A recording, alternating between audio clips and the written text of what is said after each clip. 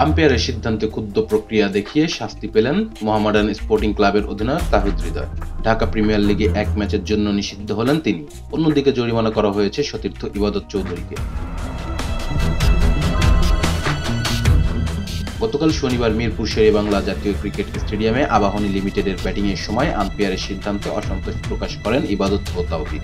পরে আনুষ্ঠানিক শুনানিতে দুজনের শাস্তির সিদ্ধান্ত জানান ম্যাচ রেফারি নিয়ামুর রশিদ রাহুল। টুর্নামেন্টের আচরণবিধি লঙ্ঘন করায় ইবাদত হোসেনকে 40,000 টাকা জরিমানা ও একসঙ্গে 3টি ডিমারেট পয়েন্ট দেওয়া হয়েছে। এছাড়া তাওহিদ হৃদয়কে 50,000 টাকা জরিমানা ও 1 ম্যাচ নিষিদ্ধ করা হয়েছে। ক্রিকেটার ও মোহামেডানের পক্ষ থেকে শাস্তি কমানোর অনুরোধ করা হয়েছিল।